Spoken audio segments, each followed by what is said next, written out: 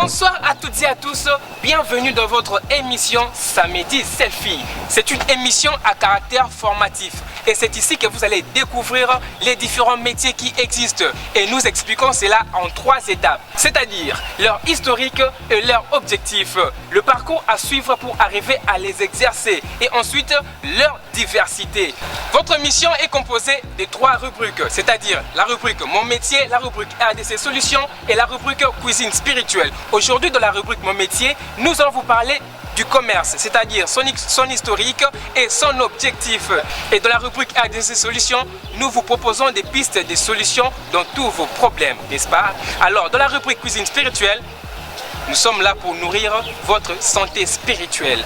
On se retrouve dans quelques instants, juste après le sommaire. Deborah Banikina et moi, dans la rubrique Mon métier, vous présente le commerce comme thème du jour, où nous allons parler de l'historique et de son objectif. FB vous présente une explication éclaircie sur la licence dans sa rubrique RDC Solutions. Enfin, pour la rubrique Cuisine spirituelle, voici un clin d'œil de Massi Domingo. Tenez-vous prête, ça selfie. Nous sommes déjà dans la rubrique Mon métier et aujourd'hui nous allons vous parler du commerce, c'est-à-dire son historique et son objectif. Et cela va être présenté par ma collègue Deborah Banikina, comme d'habitude. Bonsoir, bienvenue dans votre rubrique Mon métier. La fois passée nous avons parlé de l'art graphique et aujourd'hui nous allons parler du commerce, qui est un trafic de l'argent, de marchandises en gros ou en détail. Et sans plus tarder, passons à l'historique.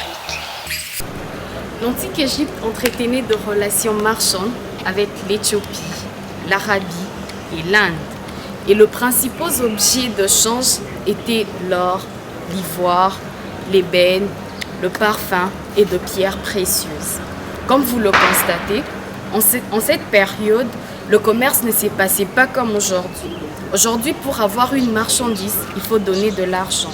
Pourtant, à l'Antiquité, il fallait emmener une marchandise pour le changer avec une autre.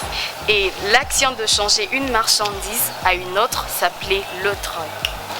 Arrivé au Moyen-Âge, après la chute de l'Empire romain, le commerce reste florissant dans l'Empire de l'Orient, qu'on appelait byzantin. Placé au point où se touchent l'Orient et l'Occident, Constantinople était un grand entrepôt où affluaient les marchandises de l'Asie, de l'Afrique, de l'Italie, de l'Espagne, de l'Allemagne et de la Russie. Plusieurs années s'écoulèrent, durant lesquelles le commerce fut presque annulé. Pendant l'invention germanique, au milieu de confusion, désordre, il n'y avait aucune place pour les transactions sur quelques étanges. Cependant, Charlemagne ouvrit une foire annuelle à Aix-la-Chapelle, qui est une ville en Allemagne. Et on y vit accourir le marchand de la Saxe, de la Slavonie, de la Syrie, de l'Égypte et de l'Italie. Le commerce a pour objectif de vendre, d'échanger la marchandise en vue d'obtenir un bénéfice ou un gain. En 2002, ou bien dans la crise ivoirienne en 2003, elle agit sous mandat de l'ONU. Et s'il y a rivalité, elle ne porte pas tant sur qui assure la stabilité de certains États africains, mais sur ce que l'on peut faire de cette stabilité, c'est-à-dire les réseaux commerciaux, les investissements, l'accès aux ressources, et bien sûr l'outil essentiel de la langue, c'est-à-dire la francophonie dans le cas de l'Afrique de l'Ouest. Alors que retenir de ces quelques éléments? D'abord, la stratégie américaine sur le continent africain peut se résumer à l'exploitation des ressources minières et surtout énergétiques. Deuxièmement, la sécurisation des voies de communication pour garantir l'approvisionnement des États-Unis. Troisièmement, une telle orientation géographique et sectorielle des investissements fait qu'ils ont peu d'effet sur la croissance en Afrique. Pour être plus précis, sur le développement des Africains. Ce continent est riche, mais les Africains ne le sont pas. Et puis il y a une piste de réflexion qu'il faudra creuser, c'est qu'il ne faut pas négliger l'influence grandissante des mouvements protestants américains évangélistes auprès des chrétiens d'Afrique. Alors pour conclure, sachez que s'opère une réflexion sur les causes de l'échec des Américains en Somalie en 1992 et une autre qui est conduite des deux côtés de l'Atlantique sur cet échec majeur de la France, de l'Europe, des États-Unis et des Nations Unies de n'avoir pas su empêcher le génocide au Rwanda et sur ce qu'il conviendrait de faire si une autre crise de cette extrême gravité se profilait à nouveau. Et voilà, c'est par ici que nous mettons fin à notre rubrique. Les gens se retrouvent la semaine prochaine dans votre rubrique Mon métier où on aura à parler de l'informatique et on donnera son historique et son objectif. Et surtout, ne ratez pas cette occasion parce que vous allez beaucoup apprendre, là je vous assure. En attendant, moi je veux livrer mes marchandises. Ciao, ciao. J'espère que vous avez compris ce que vous a présenté ma collègue Deborah Banikina sur l'historique et l'objectif du commerce. Et maintenant, on passe dans la rubrique RDC Solutions où ma collègue BF et Claudie Mwengi vont vous présenter sur la licence.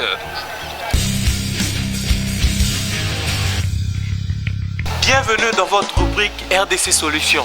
Cette rubrique qui se propose de vous apporter des pistes de solutions dans différents problèmes que nous rencontrons tous les jours dans notre société. La semaine passée avec FB, nous avons eu à parler de l'importance de l'université et de ses objectifs. Comme nous le savons, l'université est subdivisée en deux étapes, c'est-à-dire le premier cycle et le deuxième cycle, autrement appelé le cycle de graduat et le cycle de licence.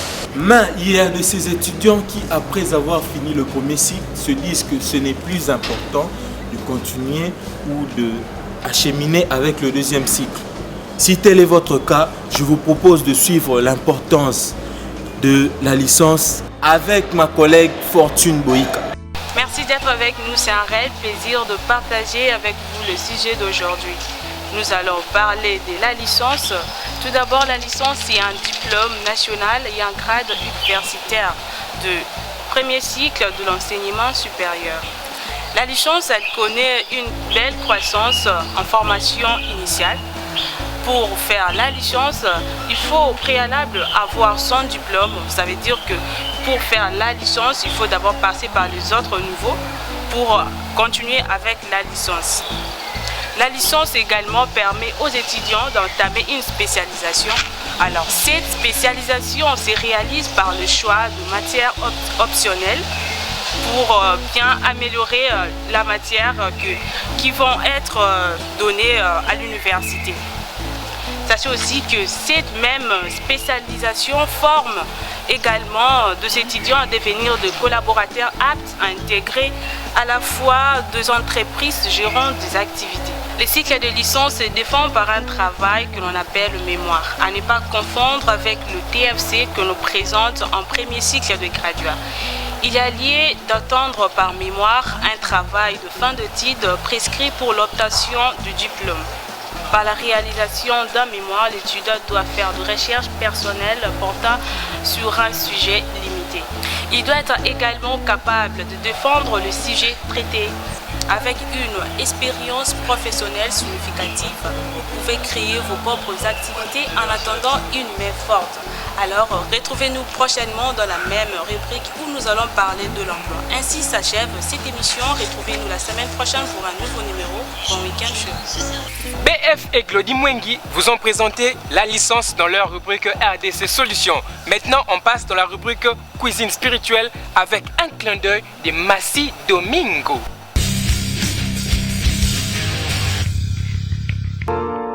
Mon ami, Ésaïe 25 dit « Tes desseins conçus à l'avance se sont fidèlement accomplis. » J'aime cette parole. C'est une parole qu'il faut bien garder quelque part. Parce que ça m'a fait réfléchir à l'apôtre Jean. Vous connaissez tous l'histoire de l'apôtre Jean. Et si vous ne connaissez pas, allez dans Apocalypse. L'apôtre Jean qui aimait tellement Jésus. Et tout le monde le savait. Et on dit que Jésus l'aimait. Mais pour moi, c'est lui qui l'aimait. L'amour attire l'amour. Jean a été persécuté, maltraité et envoyé quelque part qu'on appelle l'île de Patmos. Un endroit terrible de souffrance, de douleur. Il Il était âgé, mais il est resté là-bas. Vous imaginez, emprisonné, enfermé dans un endroit aussi terrible, cassé des pierres, le soleil, la nuit, la fraîcheur, la chaleur, le froid. Jean avait été envoyé là-bas pour être détruit, pour mourir. Mais le maître de l'univers, le Dieu de la vie, le Seigneur tout-puissant, qui tient nos destinées dans ses mains, était au contrôle totalement.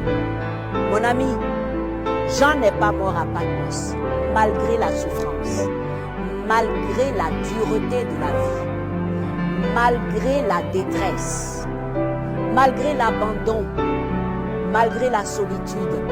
Jean n'est pas mort à Patmos. Dieu ne l'a pas permis. Jean est sorti de Patmos. Il est revenu vers les frères. Et mieux, c'est à Patmos qu'il a reçu les visions merveilleuses. Les visions merveilleuses qui nous servent aujourd'hui, après près de 2000 ans. Le Seigneur est au contrôle de votre vie, de ta vie, de ma vie, de notre vie. Où que ce soit, dans quelque trou que ce soit, quelque prison que ce soit, quelque détresse, situation terrible que ce soit. Où es-tu en ce moment? Où te trouves-tu en ce moment? Que vis-tu en ce moment? Dis-toi une chose. Le Seigneur, en qui tu as cru, te ramènera, te fera sortir de là-bas pour témoigner de sa gloire. Et pour vous qui ne savez pas de quoi je parle, il y a un Dieu, un seul, Seigneur et Sauveur, qui a votre vie dans la main et qui a envoyé un Sauveur pour vous sauver. Il s'appelle Jésus-Christ. Si vous lui appartenez, il prend soin de vous. Et ce que je viens de dire devient votre partage. Jean n'est pas mort à Patmos, malgré la souffrance et la détresse. Dieu l'a fait sortir et il est revenu au temps convenable. Dieu répond. Sois béni. Vous venez de suivre là dans la rubrique Cuisine spirituelle un clin d'œil de Massi Domingo. Et maintenant, nous passons dans la rubrique Bonus. Alors cette rubrique, c'est réservé pour nos fans, c'est-à-dire ceux qui aiment notre page Facebook pendant la semaine. Voici donc leurs photos. Toi aussi, clique sur j'aime et tu passerais comme eux. Ndondinkoi, Priska Malinga, Asgar Wenga Itambo, Clarisse Bipendo, Colon Asani, Diovi Mongeme, Divine Kitangwa, Joai Sambai et Moni Selo, Safi Yenga, Serge Bin Amouri, Sentish Kasema, Teskiungu, Beli Moulouma, Giardini Keren Diva, Trésor Falissi.